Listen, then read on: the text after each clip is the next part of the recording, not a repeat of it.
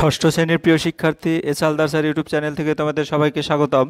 আজকে তোমাদের নতুন একটি ভিডিও নিয়ে হাজির হয়েছি। ইংরেজি মডেল প্রশ্ন সিলেবাস সহ প্রথম পর্যায়ক্রমিক মূল্যায়ন 2025। তোমরা ইতিমধ্যে জেনে গেছো যে এবারে কিন্তু ফার্স্ট ইউনিট টেস্টের পরীক্ষা আর 15 মার্কের হবে না, অর্থাৎ তোমাদের পরীক্ষা হবে 30 মার্কের। হ্যাঁ, তাহলে একটা পূর্ণাঙ্গ 30 মার্কের কিভাবে প্রশ্ন আসতে পারে সম্পূর্ণ একটা প্রশ্ন এবং তার সমাধান নিয়ে এই ভিডিওর মাধ্যমে আলোচনা করব।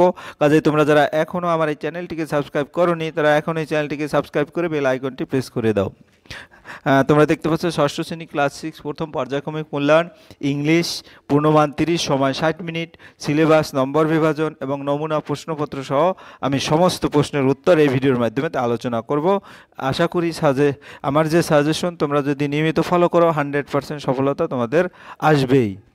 তা আমরা সরাসরি চলে যাচ্ছি সিলেবাস তোমরা জানো রিভিশন লেসন আছে, লেসন 1 আছে, লেসন 2 এবং লেসন 3।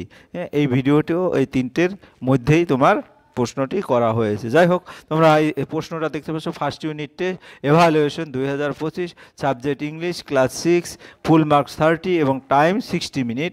তোমার এখানে কি রিডিং যে স্কিলটা আছে সেটা 15 মার্কস থাকবে। রিডিংয়ের মধ্যে কী কী আছে, অর্থাৎ তোমার যে সিন কম্প্রিহেনশন, সেই কম্প্রিহেনশন থেকে খুঁজে খুঁজে নিয়ে তোমাদের প্রশ্নগুলির উত্তর করতে হবে। যেমন টিক চিহ্ন আছে, তারপরে হচ্ছে তোমার কি ট্রু ফলস আছে, প্রশ্ন উত্তর আছে, ঠিক আছে।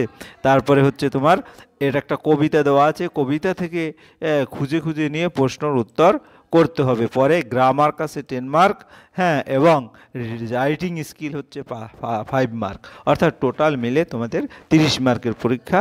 আমি এই টোটাল প্রশ্নটিই তোমাদের এই ভিডিওর মাধ্যমে দেখাবো। সরাসরি চলে যাই প্রশ্নটাই বড় করে দেখানোর পর্বে। দেখো তোমরা এই প্রশ্নটা আছে, হ্যাঁ, এখানে এমসিকিউ আছে, তারপরে এখানে কি আছে ট্রু ফলস 2 নম্বরের যে প্রশ্নটা আছে সেটা, এবং ডিতে আছে কমপ্লিট দি ফলোয়িং সেন্টেন্স। এভাবে করে তোমার সম্পূর্ণ প্রশ্নটা। এবার সরাসরি চলে যাচ্ছে সমাধান পর্বে। তাই তোমাদের প্রথমেই বলবো যে তোমাদের যে কম্প্রিহেনশন দেওয়া আছে সেটা ভালো করে যদি তোমরা না পড়ো, তাহলে না বুঝো, তাহলে কিন্তু উত্তরটা করতে পারবে না যে কোনো পরীক্ষার ক্ষেত্রেই।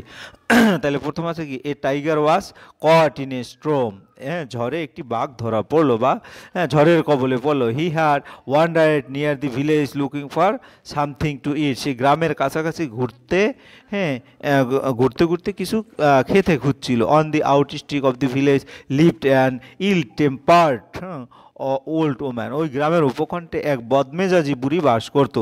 দি tiger huddled in shelter close to the wall of the woman's hut, বাঘটি মহিলার কুঁড়ে ঘরের দেয়ালের কাছে আশ্রয়ে আবদ্ধ ছিল। এই হচ্ছে তোমার, হ্যাঁ, এখানের যে প্রশ্ন তার কি বলবো কম্প্রিহেনশন তার বাংলা মানে। তারপরেও আরও আছে, the old woman was feeling very ill tempered that night, সেই রাতে বুড়ির মনটা খুব খারাপ ছিল। The rain water is leaking through the roof, ছাদ দিয়ে বৃষ্টির জল গড়িয়ে পড়ছিল। There is no escape from this drip, হ্যাঁ, she muttered angrily pushing her bed around the room to keep it dry, এই ডিপ থেকে রেহাই নেই, সে রাগান্বিতভাবে ভিড় করে তার বিছানাটি শুকানোর জন্য ঘরের চারপাশে ঠেলে দিল। অর্থাৎ যেখানে বৃষ্টির ফোঁটা পড়েছে সেখান থেকে বিছানা ঠেলে যেখানে পড়ে নাই সেখানে রাখলো। She shoved the bed and a tin trunk against a wall, তিনি একটি দেয়ালের সাথে বিছানা এবং একটি ট্রেনের ট্রাঙ্ক ঢেলে দিলেন। দি ওয়াল শোক, দেয়াল কেঁপে উঠল। The drip will be the death of me, she shouted, এক ফোঁটা আমার মৃত্যু হবে, সে চিৎকার করে উঠল। The tiger on the opposite side of the wall felt the wall shake and was frightened, দেয়ালের উল্টো দিকে বাঘটি দেয়ালের ঝাঁকুনি অনুভব করে ভয় পেল। The drip must be very dreadful creature, he thought, ফোঁটা অবশ্যই একটি খুব পাঠযোগ্য প্রাণী হতে হবে, তিনি ভাবলেন। Meanwhile Bholanath the potter was out in the night looking for his donkey in the storm, এদিকে ভোলানাথ কুমোর যে আর কি ঝড়ের মধ্যে তার গাদাকে খুঁজতে রাতে বের হয়েছিল। Suddenly he saw in an animal huddled in the dark against the wall of the woman's hut, হঠাৎ সে দেখতে পেল মহিলার কুঁড়ে ঘরে দেয়ালে অন্ধকারে জড়ো করা একটি প্রাণী। এই হচ্ছে তোমার টোটাল বাংলা মানে সহ যে কম্প্রিহেনশন। এবার আমরা উত্তরটা খুঁজি। হ্যাঁ, দি ওল্ড ওম্যান ওয়াজ, দি ওল্ড ওম্যান কি ছিল? ইল ইল ইল ট্রিটেড না ইল টেম্পারেট? উত্তর হবে ইল টেম্পারেট। আমরা উত্তর যদি দেখি এখানেও কিন্তু তোমরা মিলে একটু আগে পড়েছি ইল টেম্পারেট আছে, তোমরা ভালো করে দেখে নেবে কোথায়, এই যে ইল টেম্পারেট, ঠিক আছে, এই যে ইল টেম্পারেট, ঠিক আছে। এরপর হচ্ছে according to the tiger drip was কি ছিল? Very dreadful creature, a very dreadful creature. এই যে তোমার যদি এখানে দেখো মার্টার্ড অ্যারাউন্ড অ্যাগেন্স্ট দি, হ্যাঁ, তাহলে দি ডিপ মাস্ট বি ড্রেডফুল, এখানে একটা ডি আসে না, ড্রেডফুল ক্রিয়েচার, এটা হচ্ছে এই আমার এই যে এইটা হবে উত্তর। তারপরে ভোলানাথ ওয়াজ এ ফার্মার, পোটার, ভোলানাথ হচ্ছে একজন পোটার, অর্থাৎ এখানে উত্তরটা হবে।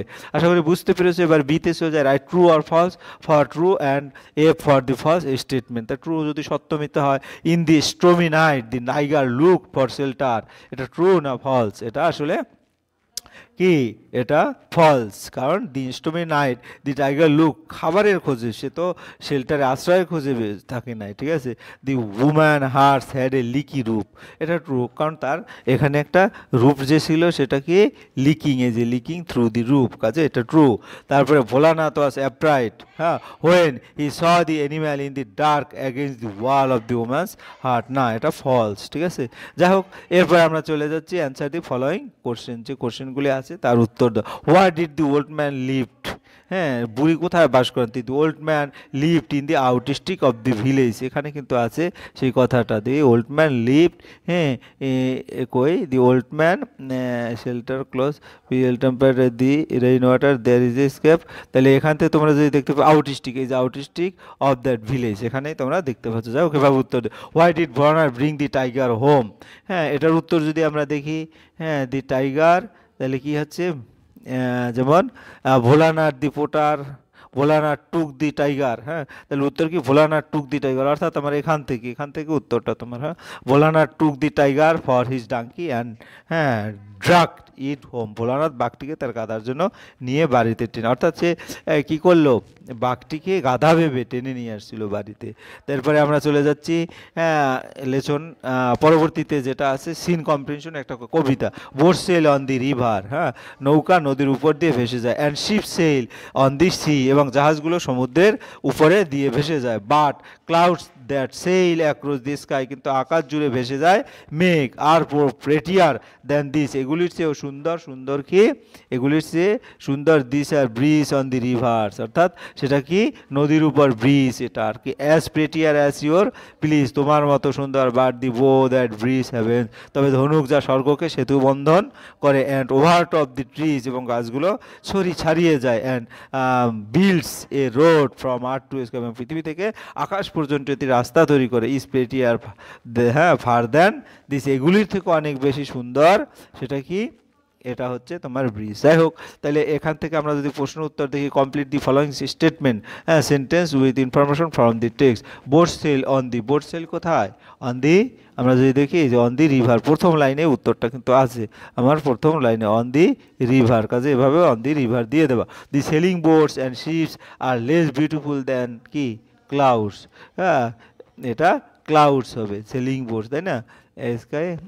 এরপরে কি হচ্ছে, bridge are built over, bridge over top the, তাহলে bridge are built over the river, ব্রিজটা তো রিভারের উপর দিয়ে, the bow builds a road from earth to sky, bow মানে রেইনবো, যেটা কী করে পৃথিবী থেকে আকাশ পর্যন্ত একটা রোড তৈরি করে। এই হচ্ছে তোমার এখানের, হ্যাঁ, কমপ্লিটিং সেন্টেন্স। এবার answer the following question in complete sentence, 2 মার্কের হয়। What is prettier than boat, ship and cloud, নৌকো জাহাজ এবং মেঘের চেয়ে সুন্দর কি, a rainbow is prettier than boat ships and, হ্যাঁ, ক্লাউডস, অর্থাৎ হোয়াট ইজ প্রেটিয়ার, এই হোয়াটের জায়গায় বলবা রেইনবো, এ রেইনবো। তারপরে একটি রংধনু নৌকা জাহাজ এবং মেঘের চেয়ে সুন্দর, what are the clouds compared to, মেঘের তুলনা কিসের সাথে, ships and boats are compared to the cloud, অর্থাৎ জাহাজ ও নৌকাকে মেঘের সাথে তুলনা করা হয়।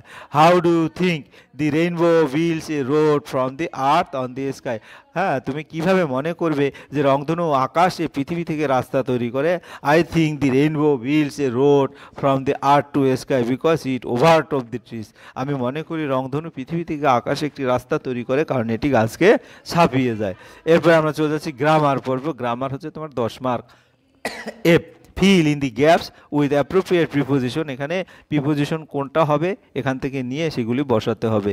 এখানে তোমাদের হেল্প বক্স আছে, ফ্রম, ইন, অ্যাট, আন্ডার, হ্যাঁ, ইনটু, বিসাইড। দেখো প্রথমটা, dash Sunday I goat for swimming, কি অন সানডে, তারিখ দিন এর আগে অন বসে, তাই না? দি ফার্মার ইজ সিটিং, হ্যাঁ, ড্যাশ দি ট্রি, বসে আছে কোথায়, গাছের নিচে, আন্ডার দি ট্রি, এখানে আন্ডার হবে। তারপরে দি lady is standing that the bus stop, the lady is standing at the bus stop. হ্যাঁ, এভাবে তোমরা 3 মার্ক, আমি 4টা দিয়েছি। দি রিভার ফ্লোস, তোমরা 3টে অ্যান্সার করবে। আর dash the village, beside the village, এখানে বিসাইড হবে। এরপরে আমরা চলে যাচ্ছি fill in the blanks with suitable article. Article বসাতে হবে। There is dash an owl on dash, on the tree, এখানে অ্যান হবে, এখানে দি হবে। তারপরে Rima is dash best girl, is the, নির্দিষ্ট করে বলছি, ইন দি ক্লাস, এখানে দি হবে। তারপরে দি হাউস ইজ বিসাইড দি গঙ্গা, নির্দিষ্ট, গঙ্গার আগে একটা নির্দিষ্ট নদী, এই কারণে দি বসে। যাই হোক, fill in the blanks with the correct form of the given verb in the bracket. 4 mark এখানে। We dash to Kolkata tomorrow, নিকট ভবিষ্যতের ক্ষেত্রে কি হয়, প্রেজেন্ট কন্টিনিউয়াস টেন্স হয়। We are going to Kolkata tomorrow. She dash singing a song, তোমরা be এর পরিবর্তে she is singing a song এভাবে লিখবে। My father dash is work last night, my father did, কারণ গত কালকে যেটা ঘটে গেছে, past tense, did is work last night. The door dash, হ্যাঁ, দি ডোর ইজ ওপেন, অর্থাৎ এটা একটা কি সেন্টেন্স, এটা একটা প্যাসিভ ভয়েস, এই কারণ ওয়াজ অথবা ইজ, যেটা ওপেন, খোলা হলো। এরপর writing skill, writing skill 5 mark. My school, তোমার write 5 sentence about your school, 5 সেন্টেন্সও আসতে পারে, আবার 10 সেন্টেন্স, আমি 10 সেন্টেন্স দিয়েছি মেন প্রশ্নে। তাহলে my school is the best school of the city, আমি যদি 10 সেন্টেন্স দেখি, আমার স্কুল শহরের সেরা school. My school is big and it has a big play ground behind the school building, আমার স্কুল বড় এবং স্কুল ভবনের পিছনে একটি বড় খেলার মাঠ আছে। এরপরে every morning all of us gather in the auditorium for morning prayer, অর্থাৎ প্রতিদিন সকালে আমরা সবাই সকালের নামাজের অথবা প্রার্থনার জন্য মিলনায়তনে জড়ো হই। The teacher in my school are very helpful, আমাদের স্কুল শিক্ষকরা খুবই সহায়ক। I have a lot of friends at school, আমার স্কুলে অনেক বন্ধু আছে। মাই স্কুল, SCHOOL, এখানে double O, my school building is very big, আমার স্কুলের বিল্ডিং অনেক বড়। There are 20 teacher in my school, আমার স্কুলে 20 জন শিক্ষক আছে। তারপর there the teacher are good and loving, শিক্ষকরা ভালো এবং আমাদের প্রেমময় যেটা আছে। I enjoy going to school every time, প্রতিদিন স্কুলে যেতে উপভোগ করি। I am proud of my school, আমি আমার স্কুলের জন্য গর্বিত। এভাবে তোমাদের আসতে পারে, তবে 5টা সেন্টেন্সও আসতে পারে, 10টা সেন্টেন্সও আসতে পারে। 10টা সেন্টেন্স হলে প্রতিটা সেন্টেন্সের জন্য হাফ মার্ক। এবারে তোমাদের আফটার এ হেভি শাওয়ার, হ্যাঁ, we often see that rainbow appears in the sky, write a paragraph in about 60 words, 60 ওয়ার্ডের মাধ্যমে এ রেইনবো আই হ্যাভ সিন, যেটা আমি দেখেছি। ইট ওয়াজ 4:30 PM, এখন বিকাল, হ্যাঁ, কত, 4:30। Last week we are returning from school, গত সপ্তাহে আমরা স্কুল থেকে ফিরছিলাম। There was a heavy shower few minutes ago, কয়েক মিনিট আগে প্রবল বর্ষণ হয়েছে। Then the sky becomes clear, তারপরে আকাশ পরিষ্কার হয়ে গেল। সাডেনলি আই নোটিস, হঠাৎ আমি লক্ষ্য করলাম, এ rainbow in the eastern sky, পূর্ব আকাশে একটি রংধনু লক্ষ্য করলাম। ইট লুকড ওয়ান্ডারফুল, এটা দেখতে বা বিস্ময়কর লাগছিল, চমৎকার লাগছিল। ইট হ্যাড মেনি কালার, এর অনেক রং ছিল।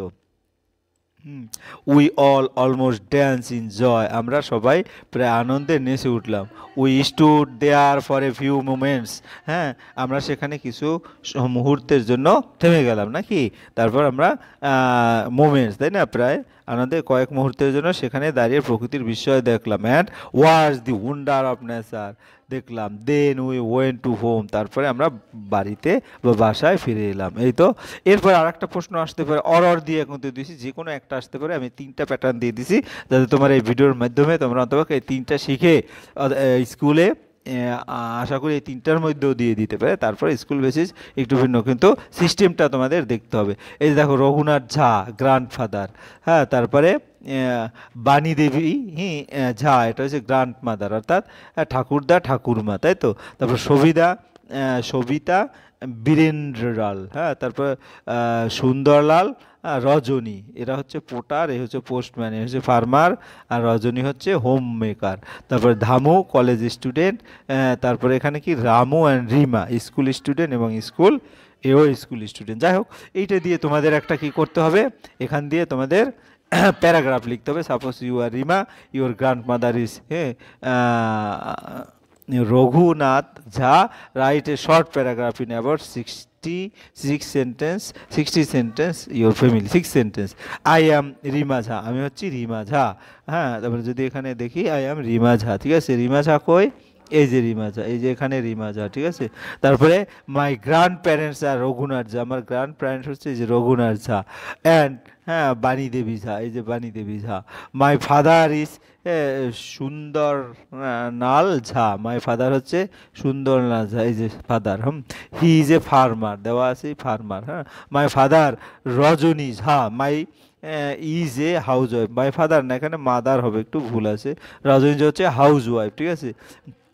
মাই uncle is Birendralal Jha, who is a postman, Birendralal Jha, সে হচ্ছে একজন পোস্টম্যান।